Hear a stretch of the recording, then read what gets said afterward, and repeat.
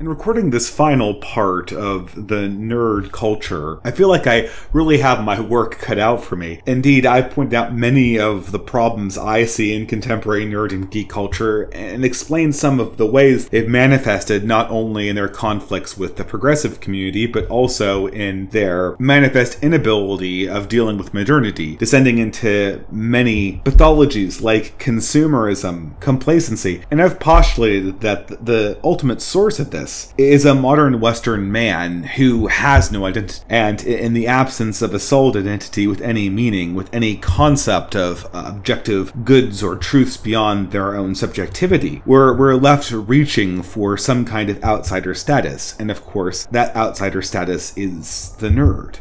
Now, as long as it took me to sort of lay out this initial theory, I think the task of providing a solution or proposing a way forward is much more difficult. The best I can do here is look at the situation, try to ascertain what's wrong and what's really needed, and then try to grasp at steps that are needed to go forward. What we have currently are a number of people who identify themselves as nerds or geeks and who identify themselves as participants in what we might call nerd culture. And that group is currently in crisis. It's separated itself from the progressive mainstream, and depending on what future events might hold, it might actually set itself up as the enemy of the corporate mainstream, much of the corporate mainstream that produces many of the products they define themselves as consuming. And I think a person from this community, if my conversations with people online have been more or less accurate, is in a difficult position. There are sort of natural feelings of betrayal, I think, that are quite justified. But I think more than that, there is a fear. There is a fear that the betrayal is not discrete. It didn't just happen one time in the past. It wasn't just Gamergate. But that the betrayal is going to be continuous and ongoing and moving into the future. Today it's Marvel Comics, tomorrow it's Star Wars, the next day it's Warhammer 40k, one after another, these corporate properties will get absorbed into a progressive identity that is fundamentally hostile to the identity that many nerds feel like they have right now. And really the only option left to these people is try to resist their corporate overlord even as an identity that finds itself mostly by consuming, or to simply accept their role as chumps and buyers and shut up and rejoin the progressive movement as a thrall. Neither of those options sounding very appealing. I think nerd culture is just lost for any way of going forward. And to my mind, this is due to a lack of understanding about what's been going on in our culture. I think there's been a significant lack of insight from a conservative or traditional or reactionary point of view that might help contextualize the situation that nerd culture finds itself in and give them insights into how to actually go forward, how to actually do something productive and meaningful that might actually give some identity that is worth something beyond being attached to a company's intellectual property. I think looking in this direction, it might give people some insight. The whole understanding most mainstream secular people who consider themselves part of nerd culture have is just fundamentally upside down. In many ways, the community has so much potential and there's so much opportunity, and yet the people who identify like this seem to be very, very timid. They seem to be almost afraid of claiming their heritage and becoming more prominent in culture generally. I want to start this last video with the introduction of a concept or a group of concepts that have been very fundamental for my own understanding of the culture war. And the group of concepts I want to introduce here are Conquest's laws of politics, or what more accurately might be termed Conquest's laws of culture. Now, Robert Conquest was a British-American poet and historian, and he developed 3 laws explaining roughly how the culture war was governed. And they go as follows. Number 1, everyone is conservative about the things that they know the best. Number 2, any organization or institution that is not constitutionally, or in other words, designed to be right-wing, will over time become more and more left-wing. And 3, any bureaucracy's actions can be best explained by imagining that that bureaucracy was controlled by a cabal of its enemies. Now, I'm not largely concerned about the third law here, but I find that the first two laws, with some modifications, are the best explainers for how modern cultural patterns move. Starting with the first law that everyone is conservative about what he knows the best. Although I would modify to say that everyone is conservative about the things that he loves the best. This fundamentally indicates, I think, a very true portion of fundamental human nature. We live in a chaotic world. Things are constantly being destroyed and degraded. And if we truly love something, we want to preserve it. We want to make sure that it thrives, and we want to guard it against chaotic change. Thus, the Turk who votes for radically progressive policies in Germany, where he lives and earns his wages, will vote for a conservative prime minister in Turkey, where he sends his wages. A feminist who's against all orthodoxy and convention inside the Catholic Church will nonetheless defend the orthodoxy and convention of the women's studies departments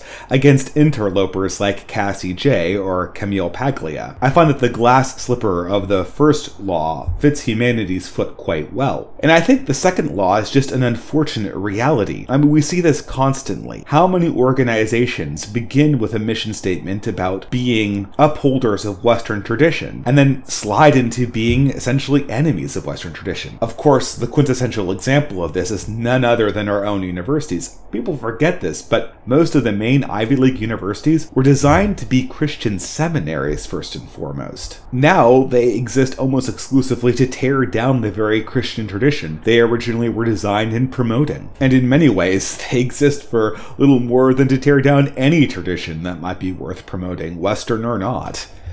Again, I think this law fits very, very well. And we might ask ourselves, is there a reason why these two laws operate together as such? I mean, it's kind of strange if you think about it, right? We're all conservative about the things we love, but things naturally become more progressive. I mean, that seems counterintuitive. Certainly, if human beings love something, they'll want to advance it. It's where the human will is directed. Is there something that explains how these two laws fit together? And I think there is. When an institution or an idea or tradition is formed, it's formed in a Promethean fashion, out of love, out of the love of the person who created it. And typically, in the case of all human creations, this love is usually based upon a previous love the creator has known from a prior source. But at any rate, the act of creation is one of love and self-giving. And from that, I think whether it's an identity or a corporation, a craft, a science, an equation or a program, or perhaps even a civilization, the first generation, the generation of creators, the Prometheans, will be people who genuinely love the thing that they've brought into the world. And from that initial organization, other people will be attracted who see what has been created and want to preserve and perhaps even enhance it. And from that, you get the original conservative generation, people who are loyalistically bound to the object in question, and who want to preserve it.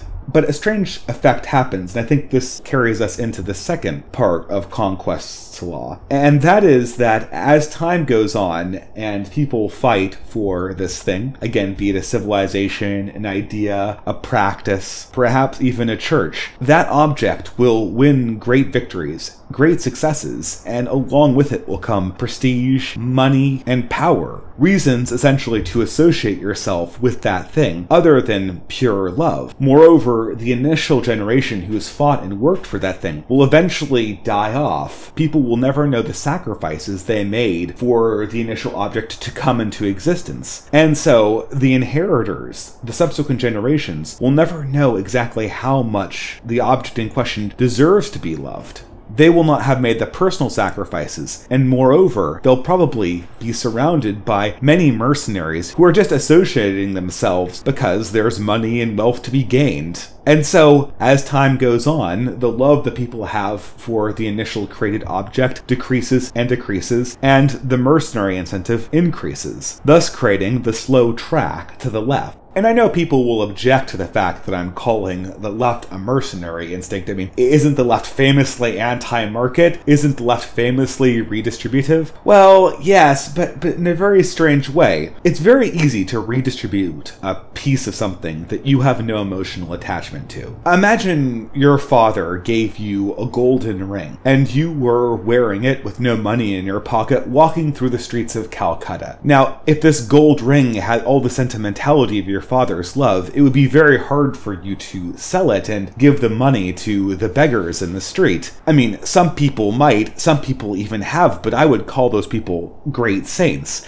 And that action would usually be out of deep love either for the beggar or for some other divine reason beyond human understanding. However, if you're bequeathed a golden ring from a corporation who you don't care about, whose lineage you don't understand, and who you have no personal relationship with, and if that ring, having little or no emotional significance, stands in the way between you and signaling that you're a generous person, it is indeed quite easy to sell that ring and distribute the proceeds among the poor of the beggars in Calcutta. The sacrifice occurs because, well, frankly, it really isn't a sacrifice. And in my understanding, this has really characterized the charity shown by the left. It is quite a conditional charity. It's quite a mercenary charity. It never is born out of actual sacrifice of that which is valued. It is always born out of sacrifice of something else that someone else might have valued. And of course, anyone can do that. It's not even theft. It's more or less just laziness. It's more or less just saying, meh, I don't care, do what you will. The ring is worth less to me than, well, in this case, the optics. So in this, we might imagine that cultural objects, civilizational objects, and perhaps even religious concepts have a strange sort of cycle. We have great creators and great saints who initially bring them into existence, but over time humans forget and humans are weak, and they eventually become less loyalistic, more mercenary, less conservative, and more progressive. We could call this the progress of history if we want, but I have a really hard time saying that the right side of history is the one of laziness and the wrong side of history is the one of loyalty and compassion. But alright, why did I even bring this up? Presumably this is a video about nerd culture, not about the flow of a culture war, certainly. But I think through all of the deficiencies I've gone over in my last two videos, I think very much the progress of nerd and geek culture has been a progress of Robert Conquest's second law slowly overtaking Robert Conquest's first law. The initial generation of nerds and geeks, they truly loved something. For instance, let's just take science fiction and fantasy. Ironically enough, you'll never get this from the progressive media, but if you look at the original progenitors of this in the early 20th century, Tolkien, Robert Howard, C.S. Lewis, H.P. Lovecraft, Frank Herbert, Robert Heinlein, I mean, these people were reactionaries of their day. I mean, they were conservative even from their own early 20th century vantage point. From their initial creation came forward a fan culture that through the 70s and 80s and 90s slowly found itself drifting to the left. Drifting to the left, I think, for the same reasons I pointed out before. Because people forgot what they loved initially. Because people were forgetting what they were fighting for. And because the slow creep of money and power eventually turned something that you really had to go out of your way to be passionate about into something that you just sort of indulge in habitually. I mean, one had to make an effort to be an adult science fiction or fantasy lover in the 1940s, but these days it's more or less just the mainstream. And lest I go on about things like video games, or should I say most video games that are out there, let alone having to put in effort to actually buy the video games, most people don't even look like they're putting in effort playing them. It just sort of becomes a habit of being. And in that habit of being, we move away from actually sacrificing for something we love, from actually building something we love, and more into the the realm where we're a habitual consumer of a corporate product, something that can be easily churned out with little consideration. And to link this back to the previous video, I know that geeks and nerds are hungry for some kind of identity, something that means something that actually isn't just indolent consumerism, or that isn't just the bottom bitch of the progressive stack. But the identity that I see being asked for inside nerd and geek culture is one that can only be brought about by actually loving, sacrificing, and building something. It's the sort of identity that can only be built by acknowledging that there's something truly beautiful outside of oneself, and then reaching and striving for that objective beauty, leaving aside all personal notions about personal status or the subjectivity of your own truth. It's only love of the external that can ever create a meaningful and lasting identity. And if anything is really the problem with nerd culture, is that it has really lost touch with the difference between something that someone loves and something that just feels good. And I know a lot of people on the internet are going to dismiss this as grandstanding. Oh, it's just your opinion, it's just subjectivity. Oh, you like this, it makes you feel good at some level, even though you say you love it, it's just hot air, white noise, whatever. And of course, we could probably debate until the cows come home about objectivity versus subjectivity, and half a dozen other metaphysical concepts. But leaving my own personal religious beliefs aside, I think what I'm describing inside of culture is very salient and easily demonstrable just with a few thought experiments. Just taking nerd culture aside, among all the other things we could demonstrate this principle in, even from my own life, there's just a marked difference between things that I've habitually consumed and those that have truly made an impact on my life. I can remember very distinctly having my father read me The Hobbit for the first time. That was a formative experience in my life, and since then, Tolkien has been a major influence on me. I remember watching Star Trek and even being given for the first time the novel A Wrinkle in Time to read by a peer, and I find those are still valuable. And I remember when consuming these products, not only getting the edification that comes naturally from reading the book itself, but also feeling as if I were participating collectively in understanding a certain artifact that others of my peer group, and perhaps even those of the previous generation, had read and understood. There was something real there that we were all participating in. And because of that, it formed up a certain identity. And it was a real identity. It was cultural. It was objective. Now, fast forward a little bit in my life, and I think to my teens and my 20s, and a video game addiction that probably lasted a little bit longer than it should have. Like almost all young men in my generation, I was quick to jump on the whole Steam bandwagon. But sort of an interesting thing occurred. After years of using this app to play the newest video games, I was able to look back and see the hours I had spent playing games over the course of 4 years, a long period. And you can see in a little side window, 100 hours, 200 hours, 500 hours playing these games, and I couldn't remember half of them. It's like the time had never been spent. I mean, sure, I could summon up some vague recollections of the experiences, but there was nothing notable. I had just played them out of habit. I hadn't gained anything. They were just a time-killing mechanism. Of course, we all need time-killing mechanisms in our life, don't get me wrong, but there's something significantly more shallow about them and hollower. I mean, if I were to compare those experiences to hearing The Hobbit for the first time, or even reading it again for the 6th time, there's just no comparison. I mean, presumably both of these things are nerd or geek culture,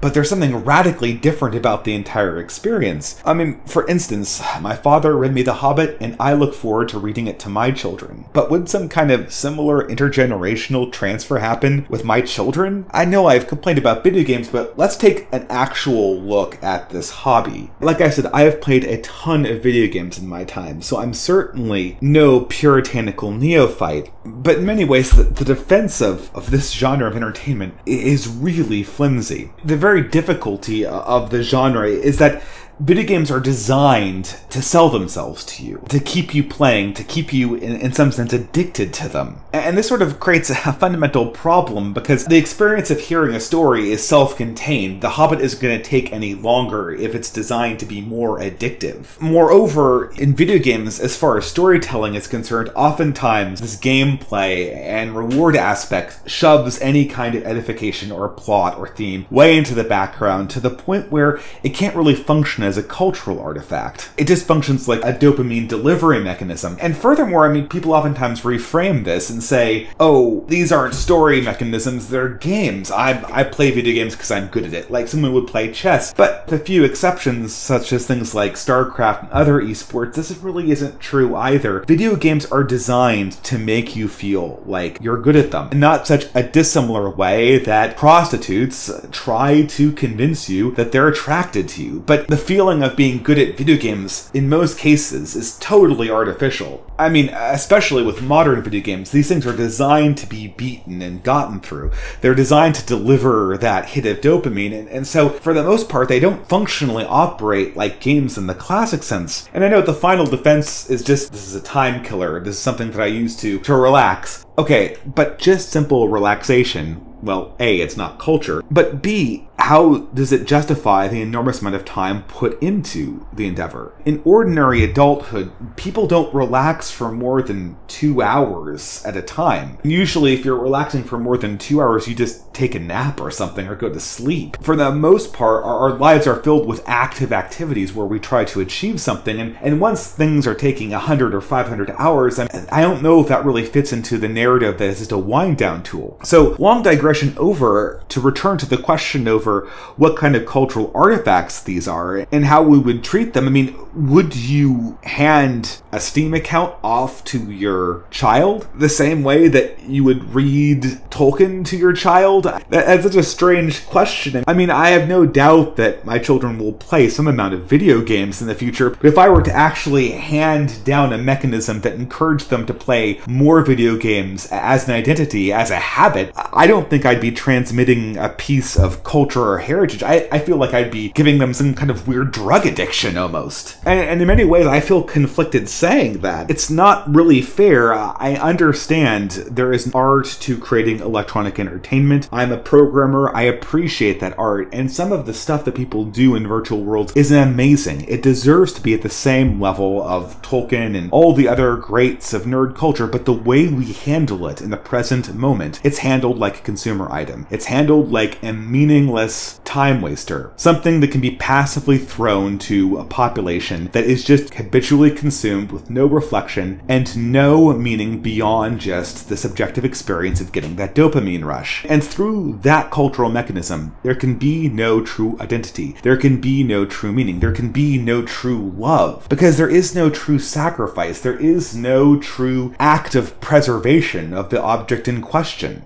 But alright, isn't this supposed to be the positive portion of the video series? Have I just not complained about video games for 10 minutes? Shouldn't I be giving some examples of things that we need to go forward? And indeed, I think we have finally come to the point where we can do just that. I think that we've established that if we want nerd or geek culture to have more substance to it, we have to link it up to some true notion of identity that extends beyond consumerism and goes to something that we truly love, that we truly feel a responsibility for, that we truly have ownership over. And here, I think ownership is a really interesting word to bring into this because it has many deceptive and sundry meanings. A lot of times people use ownership in the sense that I have something, therefore I can dispose of it, I can consume it. But oftentimes, and in the way I'm using it here, ownership means an attachment to, a responsibility over. I own this piece of culture because it is part of myself. It's like self-ownership. I own responsibility for my body. I own responsibility for my actions. I am answerable for the consequences of those things, and because of that, I cherish them. They are valuable to me, and if push comes to shove, I will fight for them. Now, does this create the entirety of someone's identity? Is this a way to rebuild Western man from the bottom up? Well, no, it certainly isn't sufficient to do that, but it's a start. It's at least better than being attached to a consumer product that drives you only towards escapism and not actually to interact with the world that we live in. A consumer product designed by corporations who have no respect or understanding of the people that they're selling to and really couldn't be bothered to care. It's time for people who call themselves nerds and geeks to stand up and take ownership of what they actually love if they want to fight for it. And I know I've really been reflexive upon the identity and the qualities of people who call themselves nerds and geeks, but now I think we might even be able to look outward forward? How can we take ownership of the things that we love, and what are the forces that might stand in our way? And here I think once more the priorities of nerd and geek culture have been totally misplaced. In many ways, the largest obstacles external to our own desires in this endeavor are the very corporate systems and intellectual property systems that nerd and geek culture has almost a pathological loyalty to. And here I can feel my distributist side really coming forward, because I believe more than anything else, the corporate form has led to the degradation of classic nerd and geek culture. Like I said before, it was developed by people who were in many ways in love with the Western tradition and wanted to revivify it in a fantasy and science fiction setting. It was later reformulated and bought up by corporations who have slapped IP protections on it and are now charging quite significantly for fans of that product to come back and use it. It's insane, and a lot of people look at the corporation as if it's in opposition to the feminist and ideological activists that try to push certain elements of nerd culture in a more progressive or feminist direction. But nothing could be further from the truth. As Conquest's second law demonstrates, corporations represent a large pile of power and money. A large amount of power and money that does not have a large amount of care concerning where the particular intellectual property goes in a creative direction. As long as they can cut themselves a check, they're fine with it. And it's just this kind of collection that makes them all the more attractive to people like Anita Sarkeesian. It's the intellectual property they control and the money they can wring from it that really draws the flies inwards. And it's strange because in many ways, a lot of people who consider themselves nerds or geeks, they can't even imagine a world where they would have a community outside explicit places that corporate bodies organized. Of course, there's the odd independent game store, but for the most part, when it comes to actual creation, actual control over the product, it all goes through a central organizing body mainly concerned about a profit margin and control over a certain amount of intellectual property. I mean, there certainly are healthy communities, even around things that might classically be considered nerdy hobbies that don't have this central problem. The classic one being something like the open source community. Software developers who are there to facilitate the creation of open source and GNU code for a general community. Another example could be folk music playing communities, of which I've participated in, organized exclusively for fans by fans, or even outdoors groups who largely focus on hiking and trailblazing. And of course, I'm sure everyone here is going to be quick to point out, oh, these organizations are progressive as well. Indeed, they were formed up by people who were progressive. But nonetheless, I believe that their grassroots nature and their culture that puts the creator at the center of the communities makes them more insulated to change that comes from above. And all future change in the leftward direction will come from above. Would it be possible for nerd and geek culture to do something similar? To form up communities of creators and artists who took the corporate structure out of the equation altogether? And I know there are all sorts of obstacles. Creation takes time, creation takes money, and no one necessarily is going to start out having a $100,000 Kickstarter to make their own open culture geek community with anti-progressive principles attached to it. But it's a place to start, and in many ways, the first step might be just challenging the intellectual property of a lot of these corporations. Develop copies, write fanfics, create similar but slightly different products that you yourself own and you have control over as fans and as people who appreciate the products themselves. And perhaps with the emergence of high quality 2D printing and even three-dimensional printing, this could become increasingly a reality. Take, for instance, the company Games Workshop, creator of the very famous and sort of unconsciously reactionary game Warhammer 40k, a sort of sci-fi fantasy game set in the grimdark future. Now, for people who have been watching this, they know that Games Workshop is currently embroiled in a conversation with none other than progressive feminists to try to make the game's environment more female and progressive friendly. And of course, anyone who knows or loves this game, or loves the universe rather, knows that any change in this direction would totally ruin the ambiance of the entire world they've created. But nonetheless, I have no doubt that given the patterns of Conquest's second law and everything we've seen, this is a battle that the feminists will eventually win. They will win over Games Workshop. They're a large corporation that has a lot of legal liabilities, and eventually the demands will go through. In which case, the entire IP of that universe and all of the intended fandoms are going to be turned over to a progressive cause. And what's so ironic about this whole endeavor is what Games Workshop's role really is. Games Workshop is a company in England. They borrowed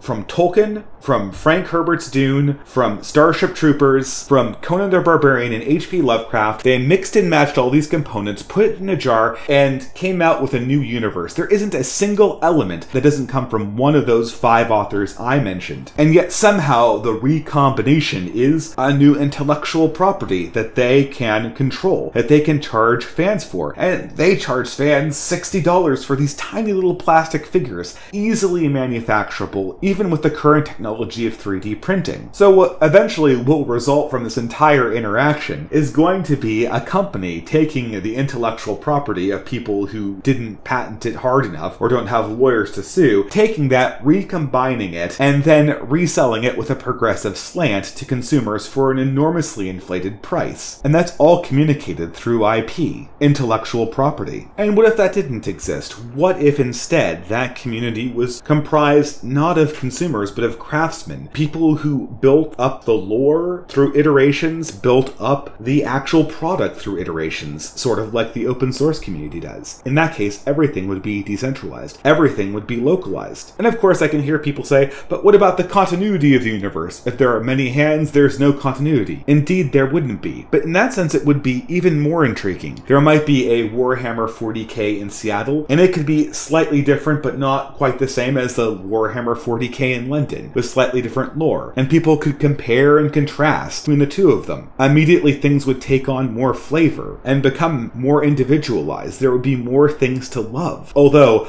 I would have to say, there would be much less room for indolence, laziness, and satisfaction with the status quo. When you get something like that you truly own and that you have truly worked for, that is in some sense a heritage and could rightly be considered part of an identity, you'll fight for it and you'll care about the ideology that goes into it. In many ways, the war over nerd and geek culture is just the war against mankind's fundamental tendency towards laziness. His natural inclination to go with the flow and do things that require the least amount of effort. We discard challenging video games for easy ones. We discard complex environments of fantasy that might actually challenge our own ideology for ones that basically just feed us super romanticized versions and easy good and evil narratives. We hand over cherished intellectual properties to companies so that they can overproduce them and sell us a prepackaged story for an inflated price, all so that we don't have to do the thinking ourselves. And so that we can get that little hit of dopamine all the more easily, and all with a lot less consideration than we would otherwise have to expend. Inclined in many ways to turn to the original founder of the nerd image, the band DEVO, and the concept of devolution. I think that band illustrated the tendency of humans to slouch into things, to do the least possible effort, and as technology increases, to sort of go downwards. Dating is hard, love is hard, masturbation is easy, striving is hard, sacrifice is hard, complaining about things not being the way they used to be is easy. So even as society progresses in some sense, we are at a constant war against this property, against this devolution of the human soul. And it may take some actual striving to push back against it, to actually become something more, to reach for something objective and true beyond our own egos, which is the only way you can ever accomplish any kind of evolution. If I can kind of end this weird and lopsided series on one call to action, one plea to my audience, it would be to think carefully about what you truly love in the products you consume, and then once you've identified what you love, work to fight, work to defend it, work to make it grow, work to actually increase it and make it better. Don't be a passive consumer of something you love. Turn your passion for the products you have, for